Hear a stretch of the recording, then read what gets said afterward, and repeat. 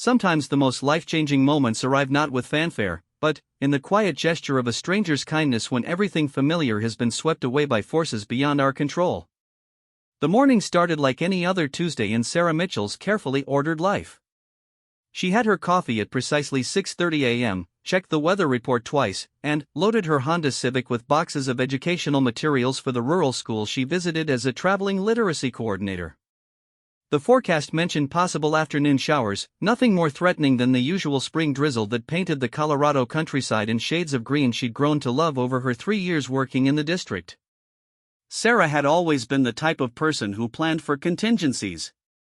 Her car carried emergency supplies, her phone stayed charged, and she kept detailed maps even though GPS guided most of her journeys through the winding mountain roads. But no amount of preparation could have readied her for what the South Platte River had in store that day. The drive to Riverside Elementary began routinely enough. Sarah waved to Mrs. Henderson, who always tended her garden at dawn, and stopped at Murphy's General Store for her usual granola bar and bottled water. Tom Murphy, the store's elderly owner, mentioned that the river seemed higher than usual for May, but neither of them thought much of it. Rivers rose and fell with the seasons. It was simply the way of things in their valley. By 10 a.m., Sarah had reached the school and begun setting up her mobile library in the gymnasium. The children gathered around her with the same eager curiosity she encountered in every school, their faces lighting up as she unpacked books about distant places and magical adventures. Emma Rodriguez, a shy second grader with dark braids, chose a story about a brave girl who saved her village from a dragon. The irony of that selection would not be lost on Sarah later. Miss Sarah, called out Jake Thompson, a freckled boy who always asked the most questions, why do some people in books always go on adventures they don't want to go on? Sarah smiled, thinking of Bilbo Baggins and Dorothy from Kansas. Sometimes the best adventures are the ones we never planned, Jake.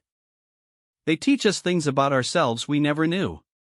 She had no idea how prophetic those words would prove to be. The rain began around noon, gentle at first, pattering against the school's metal roof like tiny fingers tapping out a rhythm.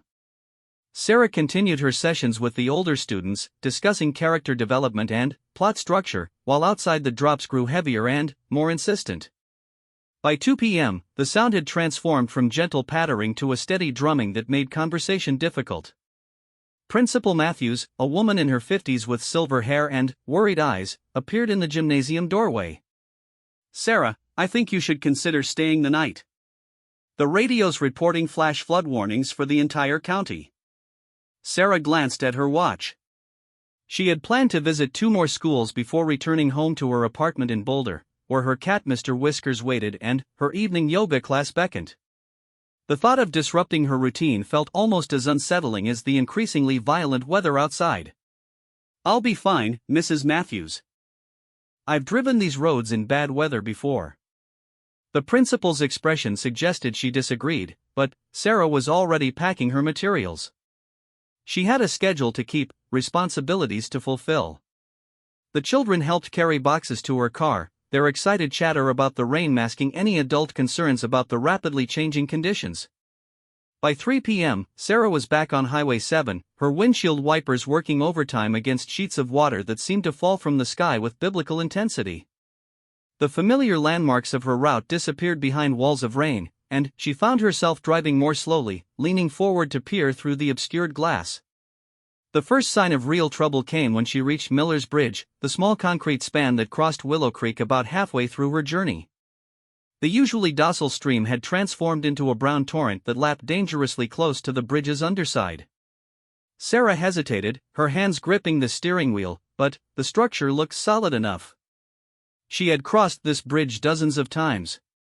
She made it across, but the experience left her shaken. The car seemed to float for a moment as water splashed up around the wheels, and she could feel the current's strength even through tons of concrete and steel. For the first time, Sarah began to truly understand the power of the storm that had engulfed their valley. The radio crackled with emergency broadcasts, the dispatcher's voice cutting through static to announce road closures and evacuation recommendations. Sarah tried to call her supervisor to report her location, but her phone showed no signal. The mountains had a way of swallowing communication when the weather turned bad. As she continued along the winding road that paralleled the South Platte River, Sarah noticed that the water level had risen dramatically since her morning journey. What had been a lazy river meandering between cottonwood trees had become a raging brown monster that consumed everything in its path. Fence posts disappeared beneath the surface.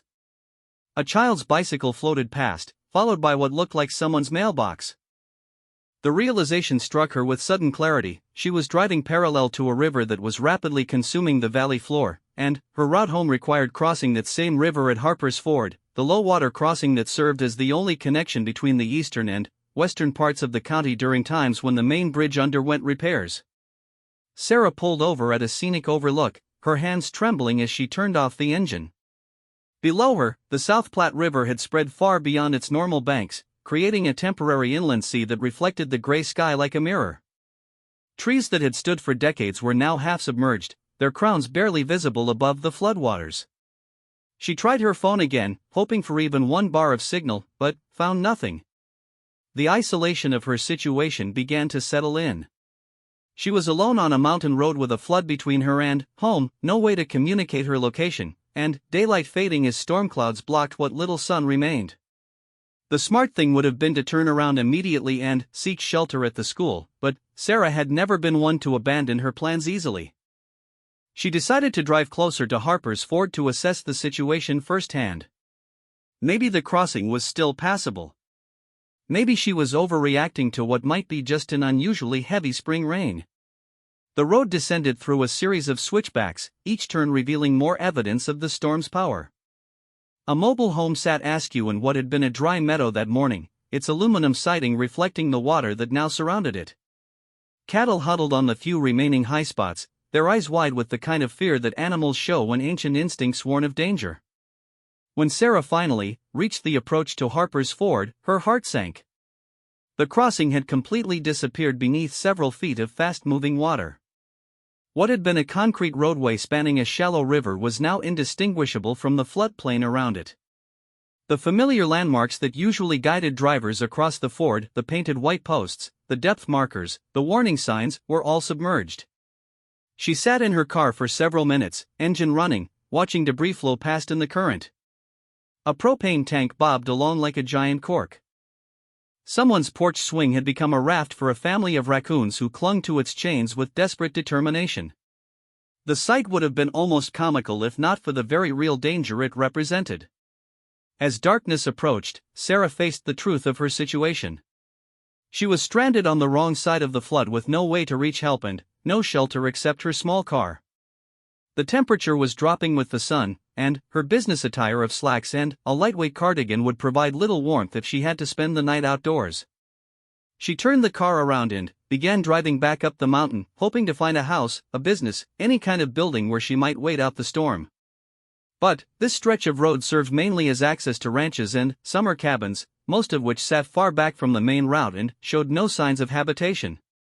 The fuel gauge had dropped to a quarter tank, adding another layer of concern to her growing list of problems. Sarah tried to calculate how long she could run the engine for heat before risking being stranded without transportation altogether. As she rounded a bend about 5 miles from the ford, her headlights caught something that made her slow down: tire tracks leading off the main road toward a cluster of buildings in the distance. A sign barely visible through the rain read Double Creek Ranch, private property, but below it someone had added a hand-painted addition: travelers welcome in emergencies. Sarah hesitated at the turnoff. She had been raised to respect private property and avoid imposing on strangers, but the alternative was spending the night in her car with little food, inadequate clothing, and a rapidly depleting fuel supply. The tracks leading toward the ranch buildings were fresh, suggesting recent travel despite the storm. She turned onto the gravel road, her tires slipping slightly in the mud as she navigated toward what appeared to be a main house with lights glowing warmly in the windows. As she drew closer, she could see that the property included several barns, a workshop, and various pieces of farm equipment arranged with the kind of practical efficiency that spoke of a working operation. The main house was a 2-story log structure with a wraparound porch and stone chimney that promised warmth against the cold rain. Solar panels on the roof suggested modern conveniences despite the rustic appearance, and a well-maintained flower garden in front indicated that someone cared deeply about this place. Sarah parked near the front steps and sat for a moment, gathering courage for what felt like an enormous imposition.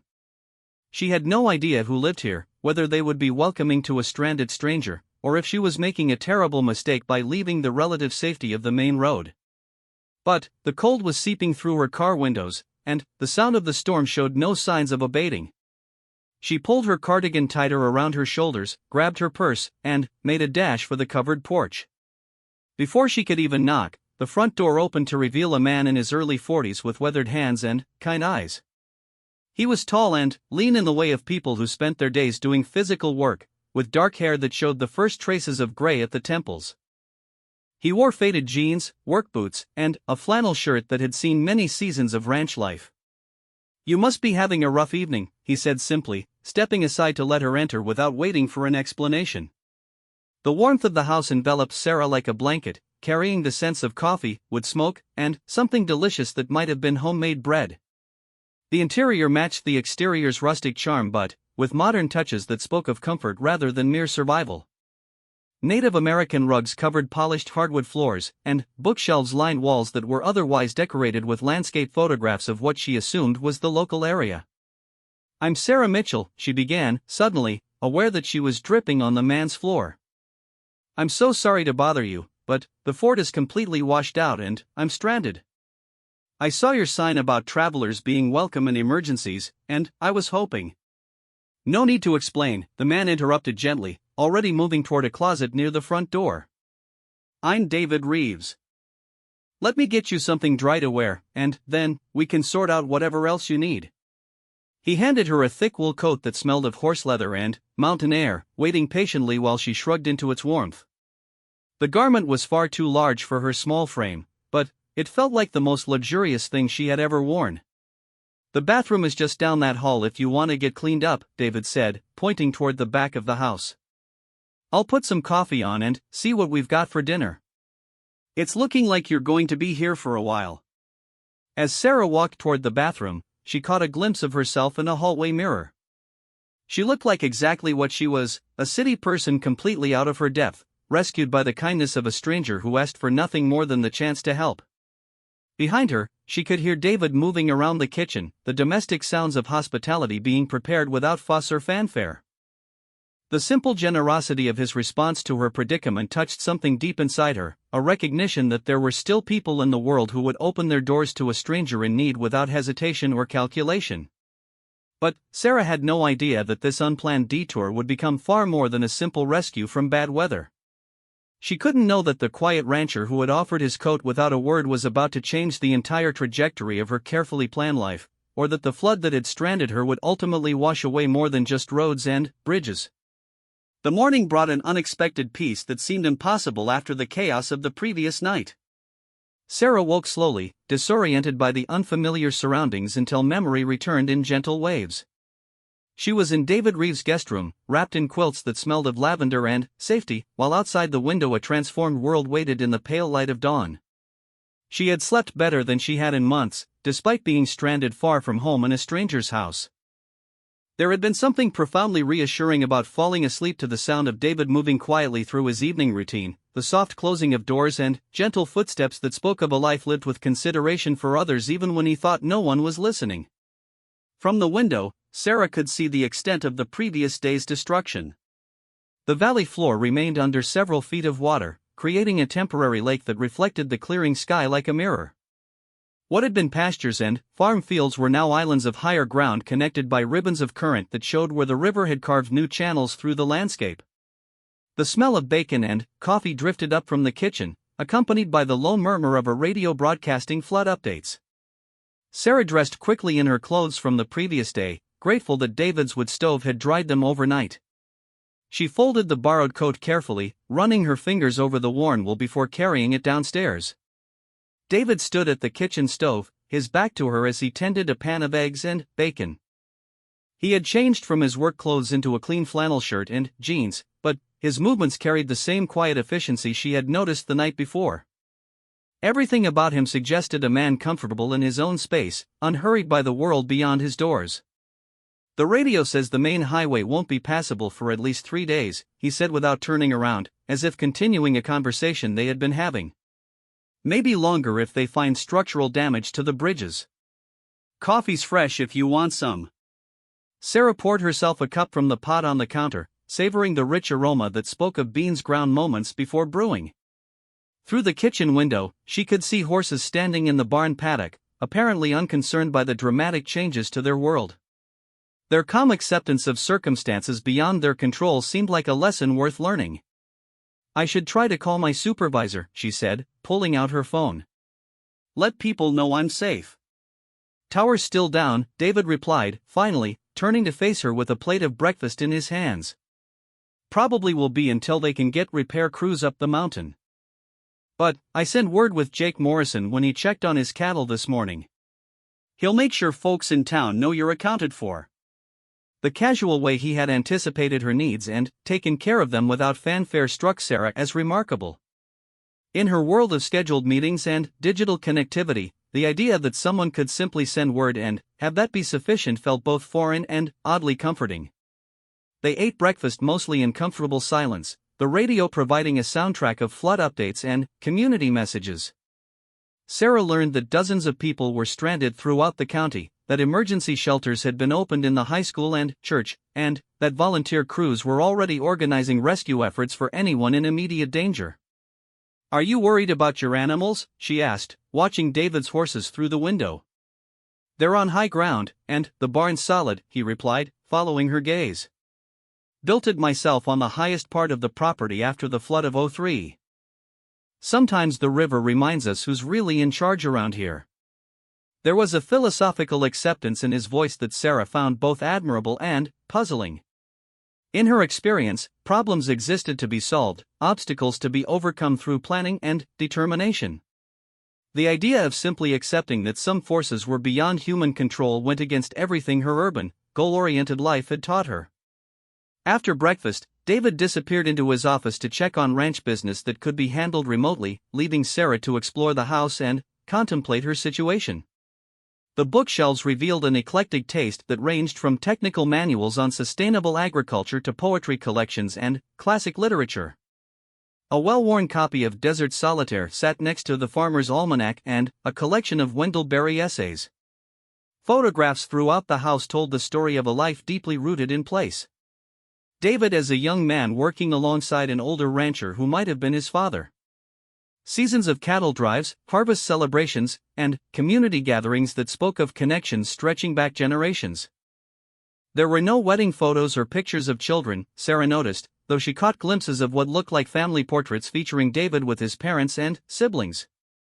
By mid-morning, the rain had stopped completely, leaving a world that sparkled with residual moisture and seemed somehow larger than it had the day before. David found Sarah on the front porch, still wearing the wool coat he had given her, watching the floodwaters reflect clouds that moved across the sky like ships. "Want to see how the animals are doing?" he asked, and she nodded gratefully for something constructive to occupy her restless energy. The walk to the barn revealed more of the ranch's thoughtful design. Everything had been built with floods in mind, from elevated feed storage to drainage systems that directed water away from critical infrastructure. Solar panels provided power independence, and a windmill pumped water from a well that reached deep enough to remain uncontaminated by surface flooding. The horses greeted David with the kind of affection reserved for someone who had earned their complete trust. A paint mare named Luna nuzzled his shoulder while he checked her hooves, and an older gelding called Ranger followed him around the paddock like a large, devoted dog. Sarah found herself charmed by the easy communication between David and his animals, the way they seemed to understand each other without need for many words. "Do you ride?" David asked as they headed toward the cattle pasture on the hillside behind the barn. "I took lessons as a kid," Sarah replied, though it had been years since she had been on a horse. "My parents thought it would be good for building character." "Did it work?" The question made her laugh, though she wasn't entirely sure why. "I'm not sure I'm qualified to judge my own character." "Most people with good character aren't," David said, and something in his tone suggested he had given the subject considerable thought. They spent the rest of the morning checking on different parts of the ranch, David explaining the systems he had developed for dealing with the valley's periodic floods while Sarah found herself increasingly impressed by the depth of planning that went into sustainable ranching. This wasn't the simple rural life she had imagined from her urban perspective, but rather a complex dance with natural forces that required intelligence, patience, and a kind of wisdom she was only beginning to appreciate. Lunch was simple soup and sandwiches eaten while listening to more radio updates about the flood's impact. The scope of the disaster was becoming clear: dozens of roads closed, multiple bridge failures, hundreds of people displaced from their homes. Yet here in David's kitchen, surrounded by the evidence of careful preparation and quiet competence, Sarah felt safer than she had in her own apartment back in Boulder. "I should be more upset about this," she said suddenly, surprising herself with the admission.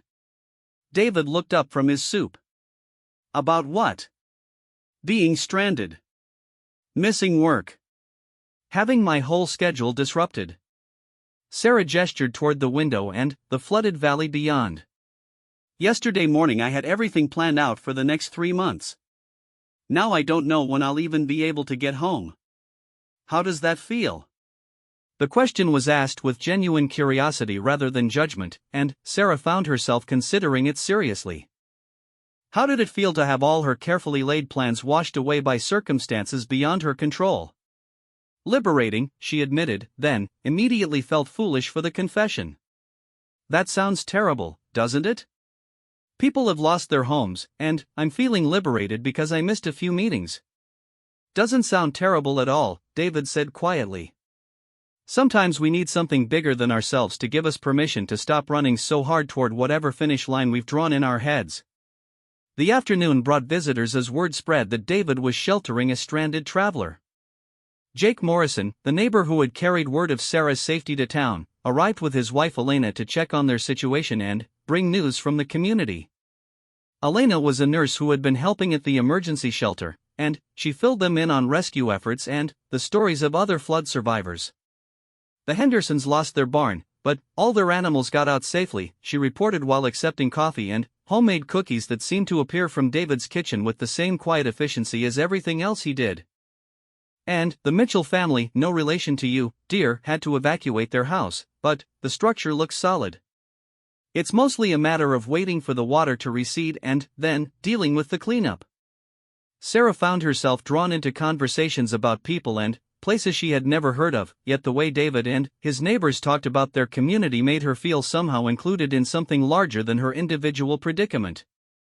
These were people who looked out for each other as a matter of course, who shared resources and information without expectation of reward, who faced disasters with the kind of collective resilience that came from generations of dealing with the unpredictable forces of nature.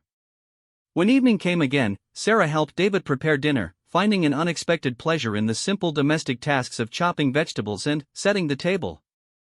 Her apartment kitchen was designed for efficiency rather than comfort, equipped with appliances she rarely used and too small for more than one person to work comfortably. David's kitchen, by contrast, seemed designed for the kind of collaborative cooking that turned meal preparation into a form of meditation. "Tell me about your work," David said as they worked side by side preparing a stew from ingredients that seemed to appear magically from his well-stocked pantry and root cellar. Sarah found herself describing her role as a literacy coordinator with more enthusiasm than she had felt for it in months. She talked about the children she worked with, the schools she visited, the challenges of bringing educational resources to rural communities that were often overlooked by larger institutions. "It sounds important," David said, and she realized he was right. Somewhere along the way, she had begun to think of her job as just another item on her daily task list rather than work that made a real difference in children's lives. "It is important," she agreed, surprised by the conviction in her own voice. "I just forgot that for a while."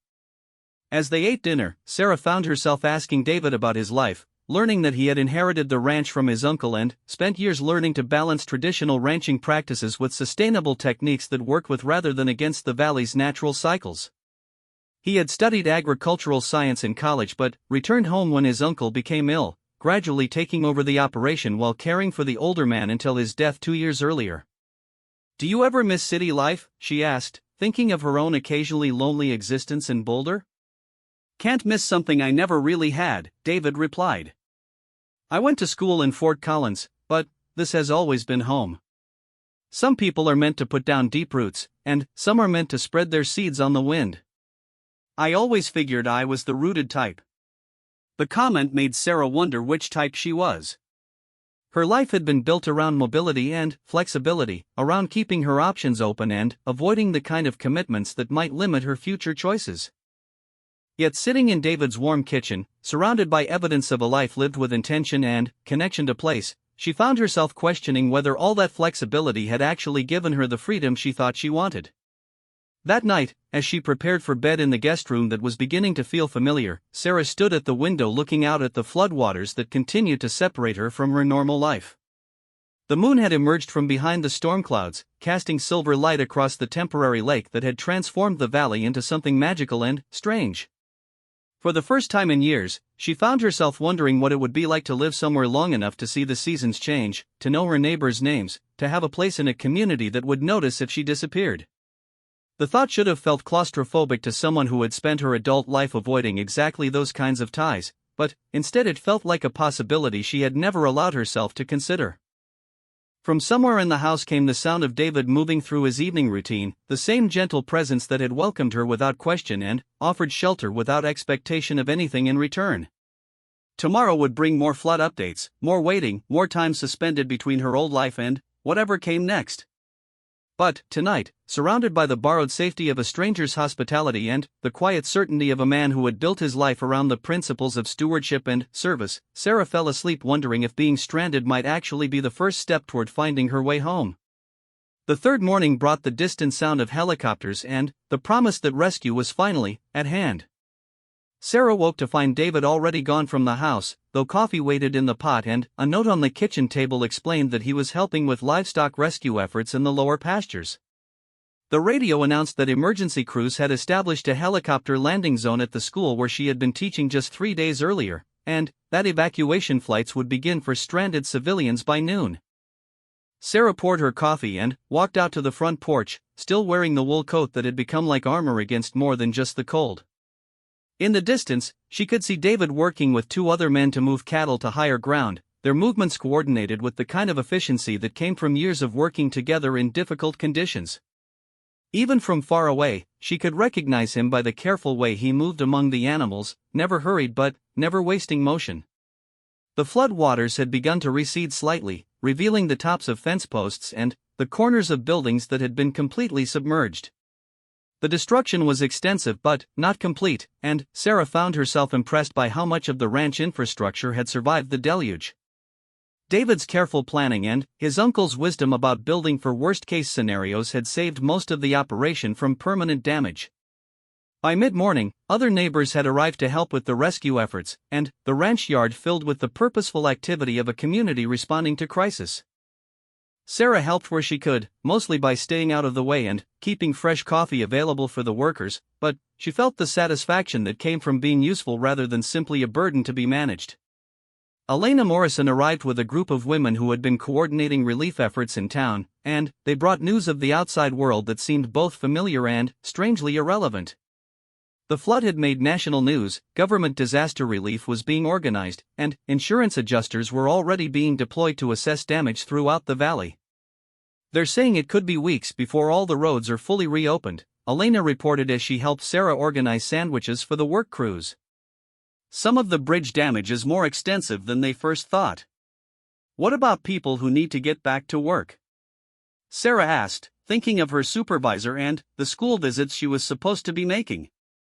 "Honey, work will wait," Elena said with the kind of certainty that came from having lived through multiple disasters. "The important thing is that everyone's safe. Everything else can be rebuilt or rescheduled." The wisdom of that perspective was beginning to sink in for Sarah, though it went against every instinct her goal-oriented life had developed. She had spent years believing that her value came from her productivity, her ability to keep commitments and meet deadlines. The idea that none of that mattered as much as she had thought was both liberating and terrifying. Around noon, the sound of helicopter rotors grew loud enough to drown out conversation, and David appeared at the front door with news that the evacuation flights had begun. Sarah felt a strange reluctance at the announcement, as if rescue represented an ending she wasn't quite ready for. "I should get my things together," she said, but made no immediate move toward the guest room. "There's no hurry," David replied, settling into one of the porch chairs with his own cup of coffee. They'll be making flights all afternoon. They sat in comfortable silence, watching the organized chaos of disaster response unfold around them. Trucks arrived with supplies, volunteers coordinated rescue efforts, and the radio provided a steady stream of updates on road conditions and recovery timelines. The ranch had become a hub of community activity, with David quietly serving as one of the coordinators who made sure resources got where they were needed most. "You're good at this," Sarah observed, watching him direct a group of teenage volunteers who were helping to move feed to areas where stranded livestock could access it. At what? Taking care of people. Knowing what needs to be done without anyone having to ask. David considered this for a moment, his gaze focused on the work crews rather than on her.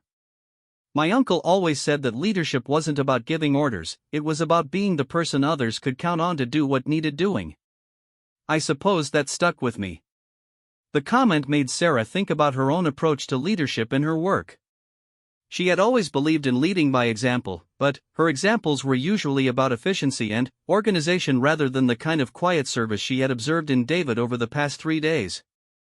There was a difference between managing tasks and caring for people, and she was beginning to understand which approach created the kind of community she had witnessed here. As the afternoon wore on, Sarah found herself reluctant to pack her few belongings or make her way to the helicopter landing zone. She told herself it was because she didn't want to take resources away from people who might be in more urgent need of evacuation, but the truth was more complicated. Leaving the ranch meant returning to a life that suddenly seemed smaller and more constrained than it had a week earlier.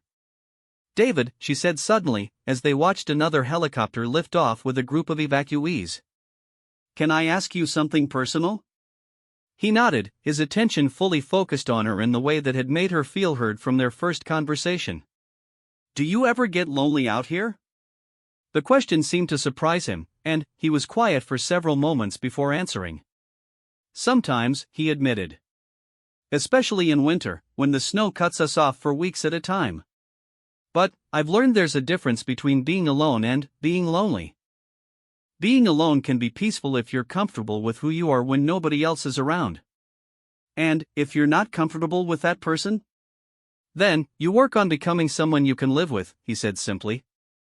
The conversation was interrupted by the arrival of Jake Morrison, who brought word that the next helicopter flight had space available and that Sarah should gather her things if she wanted to leave that day. The moment had arrived whether she was ready for it or not. In the guest room, Sarah folded her few items of clothing and looked around the space that had sheltered her for 3 transformative days. The quilt that had kept her warm, the books David had left on the nightstand for her entertainment, the window that had shown her a view of a world she had never imagined living in. Everything spoke of hospitality offered without condition or expectation of return. She made her way downstairs to find David waiting by the front door with a thermos of coffee and a bag of Elena's cookies for her journey.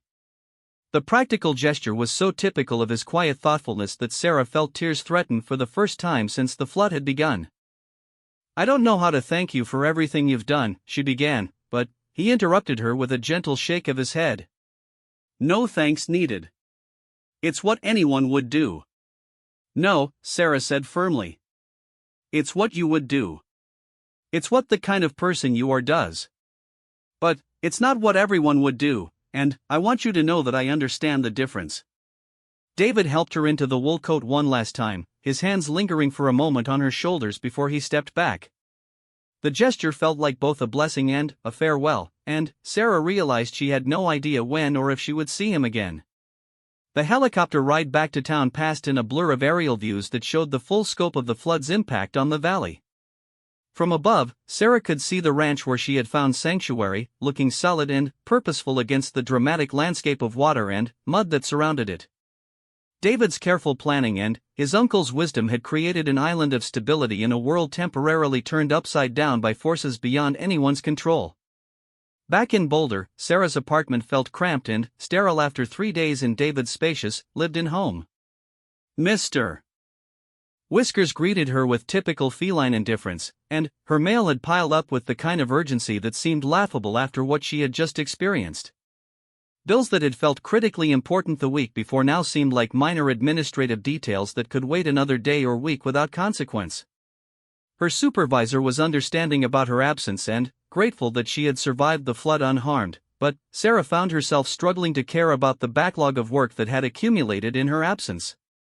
The schools she was supposed to visit were dealing with their own flood-related challenges, and most of her scheduled programs had been cancelled indefinitely. For the first time in her professional life, Sarah found herself with unstructured time and no clear sense of what she should do with it. She tried to return to her usual routines of yoga classes and evening runs, but everything felt hollow and unsatisfying. The carefully organized life she had built suddenly seemed like an elaborate way of avoiding the question of what she actually wanted rather than what she thought she should want. 3 days after returning home, Sarah received a package with no return address. Inside, she found the wool coat David had lent her, professionally cleaned and wrapped in tissue paper, along with a brief note written in careful handwriting. "Thought you might need this for winter in the mountains. The offer of hospitality stands permanently if you ever find yourself in the valley again. Dr." The gesture was so typical of David's quiet thoughtfulness that Sarah found herself crying for the first time since the flood had begun. Not tears of sadness, exactly, but something deeper and more complicated that had to do with recognition and loss and the sudden understanding that she had experienced something rare and precious that might not come again.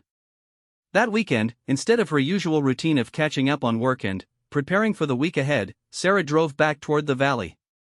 The main highways were still closed, but she was able to reach a viewpoint that overlooked the floodplain where she had been stranded.